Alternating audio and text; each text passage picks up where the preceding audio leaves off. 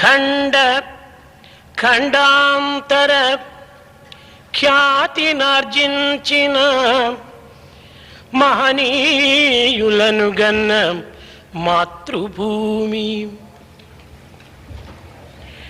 పాశ్చాత్య వీరుల పరద్రోలించియు స్వాతంత్రమునుగన్న సమరభూమి. పాండిత్యమున చాలా ప్రఖ్యాతిగాంచిన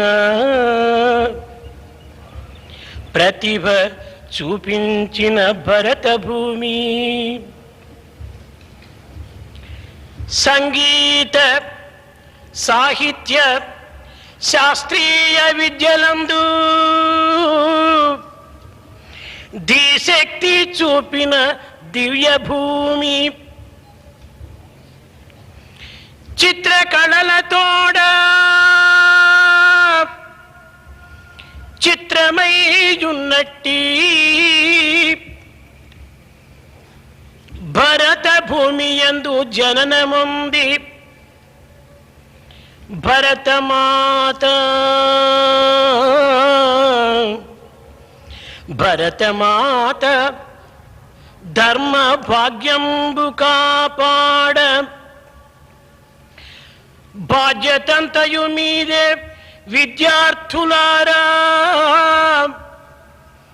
బాధ్యతంతయు మీదే విద్యార్థులారా. ఇంతకన్నను వేరెద్ది ఎరుగపరతు. ఇంతకన్నను వేరెద్ది ఎరుగపరతు. సాధు సద్గుణగణ్యులవు సభ్యులారా. సాధు సద్గుణగణ్యులవు సభ్యులారా. సాధు సద్గుణగణ్యులవు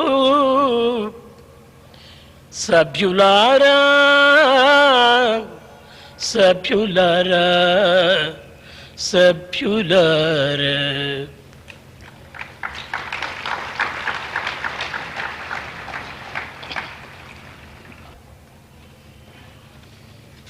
విద్యార్థులారా, విద్యాబోధకులారా, విద్యాభిమానులారా, తరతరముల నుండి భారతదేశము ఆధ్యాత్మిక తత్వ ప్రభావంతో అన్ని దేశములకు సుస్థిర శాంతి భద్రతలను చేకూర్చుతూ వస్తుంది.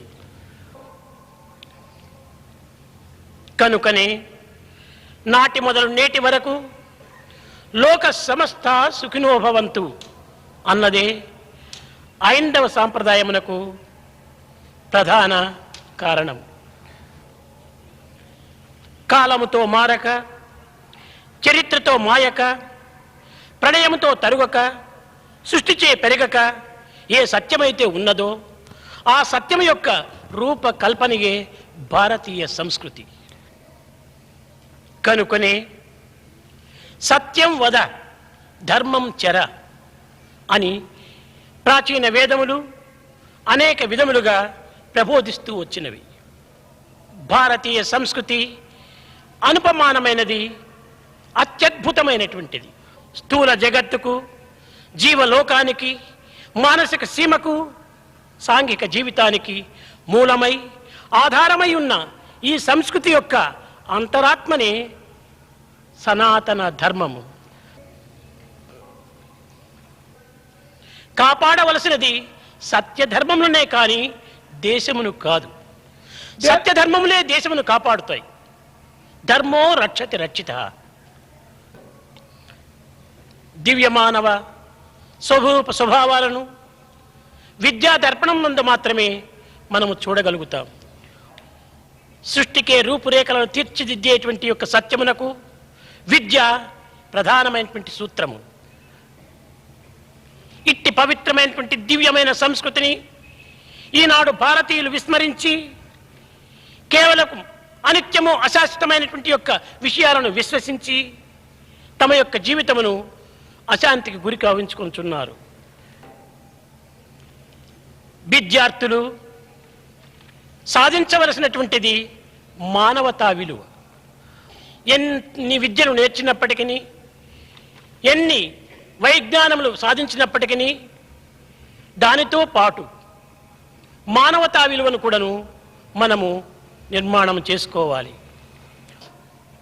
విద్యార్థులకు కావలసినటువంటిది తెలివితేటలు కాదు, గుణము అత్యవసరం. నేటి విద్యలు తెలివితేటలనే బెంచు, కొంచెమైన గుణము పెంచబోదు. కోటి విద్యలుండి గుణము లేకున్నచో ఫలమదేమి, వాణి విలువదేమి.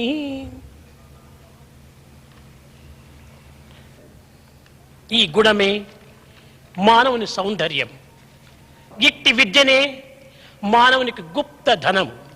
ఈ విద్యనే కీర్తి ప్రతిష్టలకు, సుఖశాంతులకు మూలాధారం. ఈ విద్యనే గురువులకు గురువు. విదేశములకు వెళ్ళినప్పుడు ఇట్టి విద్యనే మనకు నిజమైన బంధువు. విద్య మానవునకు మరొక నేత్రము.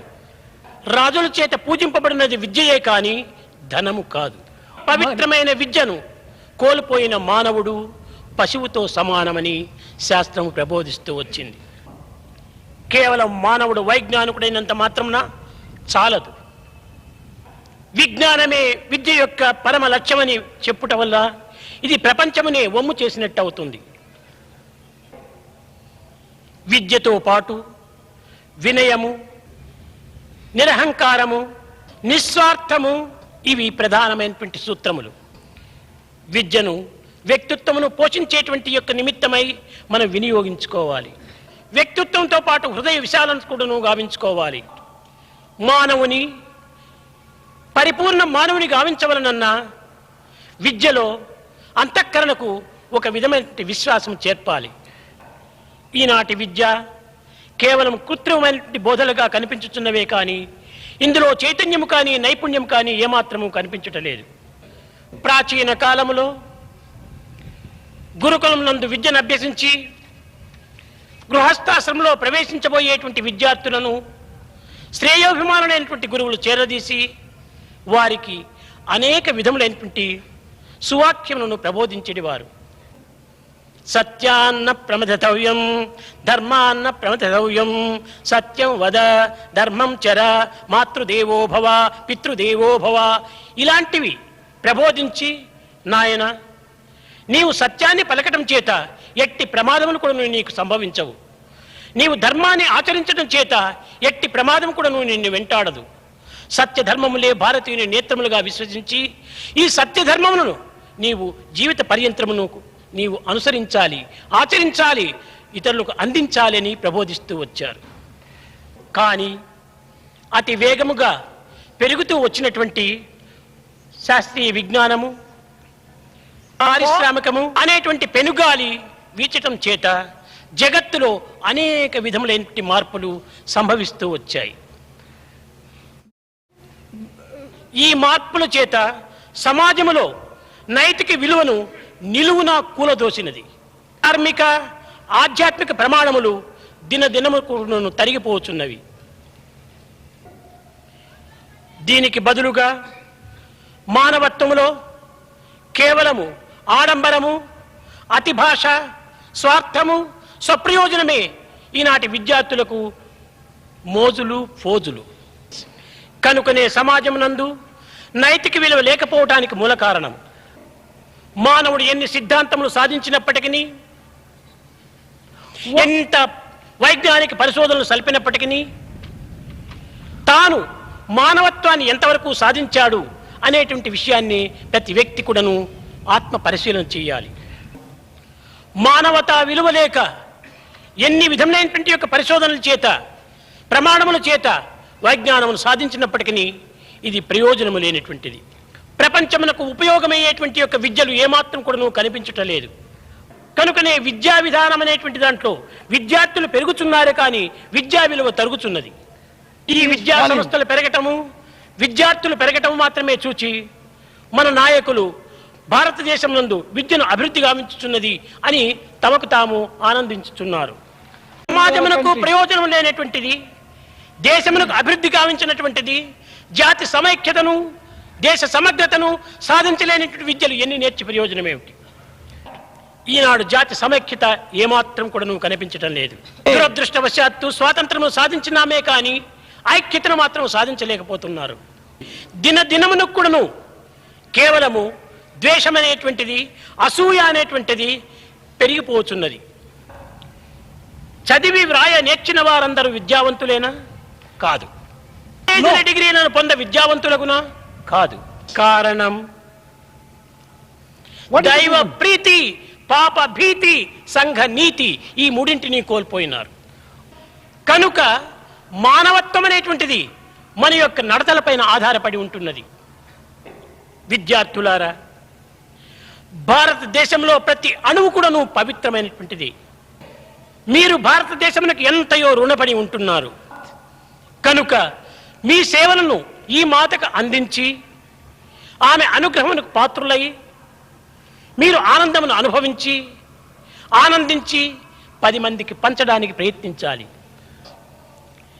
ఈ విధమైనటువంటి విశాల భావము విద్యార్థులలో అభివృద్ధి గావించాలి.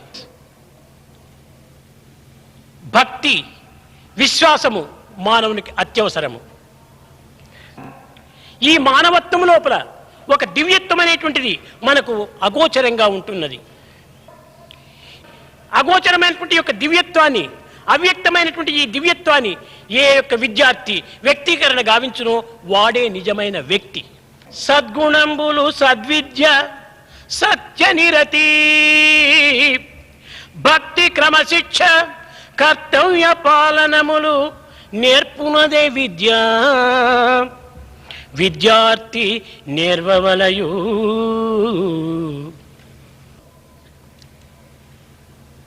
విద్యార్థులకు తప్పనిసరిగా ఉండవలసినటువంటి డిసిప్లిన్, క్రమశిక్షణ ఈనాడు ఎక్కడా కనిపించటం లేదు. విద్యార్థులకు క్రమశిక్షణ అత్యవసరము. ఈనాటి విద్యార్థులే భావి భారతోద్ధారకులు. అట్టి ఆదర్శ పాలకులుగా తయారు కావలసినటువంటి విద్యార్థులు ఈనాడు ఏ విధమైనటువంటి మార్గం అనుసరిస్తున్నారో అనేటువంటిది మీరు యోచించాలి. ఈనాటి విద్యార్థులు కేవలము సుఖము, శాంతి, ఈ రెండింటినే లక్ష్యం అందించుకొని విద్యను అభ్యసించడానికి ప్రయత్నిస్తున్నారు. కానీ సుఖం అంటే ఏమిటో విద్యార్థులకు తెలియటం లేదు. సుఖం కావాలి, సుఖం కావాలి. సుఖం అనేటువంటిది తెలియనటువంటి విద్యార్థులు సుఖం కావాలని తెలుసుకోవటమే, అనుకోవటమే ఒక విధమైనటువంటి అజ్ఞానము. కేవలము తిని నిద్రించి హాయిగా హాలిడేస్ మాదిరి గడుపుకోవటము ఒక సుఖమని భావిస్తున్నారు. మాత్రం సుఖానికి మానవుడై పుట్టాలా? పచ్చి మృగాదులు కూడాను ఈ సుఖాన్ని అనుభవించటం లేదా? కాదు, కాదు. నిజముగా మానవుడు భోగ భాగ్యములను అనుభవించాలనుకోవటము అది రోగముతో సమానమే. న కర్మణా న ప్రజయా ధనేన త్యాగేనైకి అమృతత్వ మానసు. ఈ సుఖమనేటువంటిది కేవలం వస్తువులు యందు మనకు కానరాదు. నిజమైన సుఖమనేటువంటిది ఇంద్రియ నిగ్రహము, ఆత్మజ్ఞానము, ఆత్మానందము. కనుక మనకు మొట్టమొదటి విద్యార్థులు ఇంద్రియాన్ని నిగ్రహించుకోవాలి. ఇంద్రియములను నిగ్రహించుకున్నటువంటి విద్యార్థికే సరస్వతి యొక్క అనుగ్రహం కూడాను ప్రాప్తిస్తుంది. కనుక ఈనాటి విద్యా సంస్థలన్నీ కూడాను కేవలము సరస్వతి మందిరాలుగా ఉండవలసినటువంటివి కేవలము లక్ష్మీ మందిరాలుగా తయారైనవి. అడ్మిషన్కు డబ్బు, మార్కులకు డబ్బు, పాస్కు డబ్బు, ఈ విధమైనటువంటి యొక్క లక్ష్మితో సంబంధం పెట్టుకోవటం చేతనే ఆమె యొక్క కోడలైన సరస్వతి అడవులు పాలైపోయింది. భారతదేశంలో మీకు తెలిసిన విషయమే, అత్తా కోడళ్లకు పొత్తు కుదరదు.